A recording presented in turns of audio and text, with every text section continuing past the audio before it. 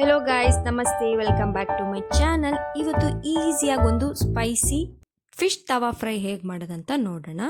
ಇದು ಪಾಂಪೆಟ್ fish guys, ನದಿ ಕೆರೆಯಲ್ಲಿ ಸಿಗುತ್ತಲ್ಲ ಅದು.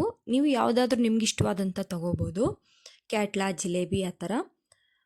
ಇದಕ್ಕೆ 2 ಬೆಳ್ಳುಳ್ಳಿನ ಬಿಡಿಸಿಟ್ಕೊಂಡಿದ್ವಿ, 2ರಿಂದ 3, ಅರ್ಧ ಈರುಳ್ಳಿ, ಸ್ವಲ್ಪ ಶುಂಠಿ, ಕೊತ್ತಂಬರಿ ಸೊಪ್ಪು, ಗರಂ ಮಸಾಲ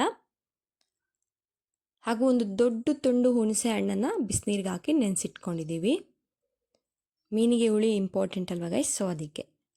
ಹಾಗೆ 3 ಸ್ಪೂನಷ್ಟು ಅಚ್ಕಾರದ ಪುಡಿ, 2 ಸ್ಪೂನಷ್ಟು ಧನಿಯಾ ಪುಡಿ, ಅರ್ಧ ಸ್ಪೂನಷ್ಟು ಕಾಳು ಮೆಣಸು, ಅರ್ಧ ಸ್ಪೂನಷ್ಟು ಜೀರಿಗೆ, ಅರಿಶಿನ, ಕಾರ್ನ್ಫ್ಲೋರ್, ಎಣ್ಣೆ, ರುಚಿಗೆ ತಕ್ಕಷ್ಟು ಉಪ್ಪು.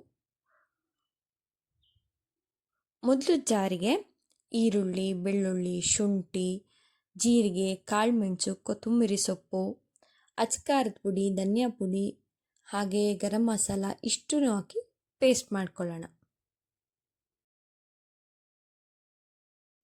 ಆದಷ್ಟು ಈ ಥರ ಗರಂ ಮಸಾಲ, ಅಚ್ಕಾರದ ಪುಡಿ, ಧನಿಯಾ ಪುಡಿ, ಸಾಂಬಾರು ಪುಡಿ ಇದನ್ನೆಲ್ಲ ಮನೆಯಲ್ಲೇ ಮಾಡ್ಕೊಳ್ಳೋದಕ್ಕೆ ಟ್ರೈ ಮಾಡಿ. ಯಾಕಂದರೆ ಹೊರಗಡೆಯಿಂದ ತರೋದ್ರಿಂದ ಆರ್ಟಿಫಿಷಿಯಲ್ ಕಲರ್ಸ್ ಹಾಕಿರ್ಬೋದು, ಪ್ರಿಸರ್ವೇಟಿವ್ಸ್ ಹಾಕಿರ್ಬೋದು, ನಮಗೊಂದು ಸಮಾಧಾನ ಇರಲ್ಲ. ಒಂದು ಹೆಲ್ದಿ ಲೈಫ್ ಸ್ಟೈಲ್ನ ಲೀಡ್ ಮಾಡಬೇಕು ಅಂದಾಗ ಸ್ಮಾಲ್ ಚೇಂಜಸ್ಸು ಕೂಡ ನಮಗೆ ಹೆಲ್ಪ್ ಆಗುತ್ತೆ. ಸೊ ಅದನ್ನೆಲ್ಲ ನೀವು ಅಳವಡಿಸ್ಕೊಂಡ್ರೆ ಒಳ್ಳೆಯದು. ಫ್ರೆಶ್ ಆಗಿ ಮೀನು ಮಸಾಲ ರೆಡಿಯಾಗಿದೆ. ಈಗ ನೀಟಾಗಿ ಫಿಶ್ಗೆ ಅಪ್ಲೈ ಮಾಡ್ಕೊಳ್ಳೋಣ.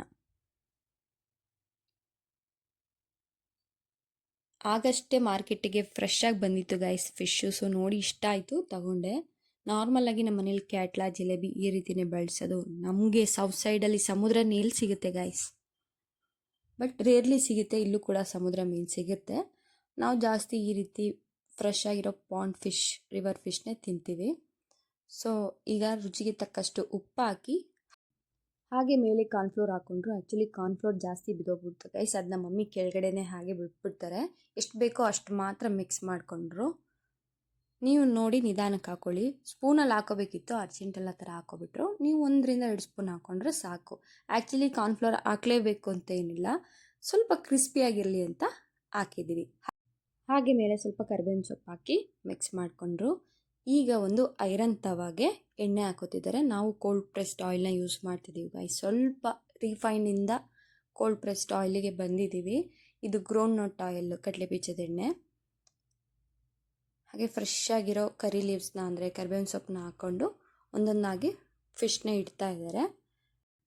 ಸ್ಲಿಮ್ ಟು ಮೀಡಿಯಮ್ ಫ್ಲೇಮಲ್ಲಿ ಇಟ್ಕೊಂಡು ನಿಧಾನಕ್ಕೆ ಕುಕ್ ಮಾಡ್ಕೋಬೇಕು. ನೀವು ಜಾಸ್ತಿ ಹೈ ಫ್ಲೇಮಲ್ಲಿ ಇಟ್ಟರೆ ಮೇಲೆ ಸೀದೋಗುತ್ತೆ, ಒಳಗಡೆ ಕುಕ್ ಆಗಲ್ಲ.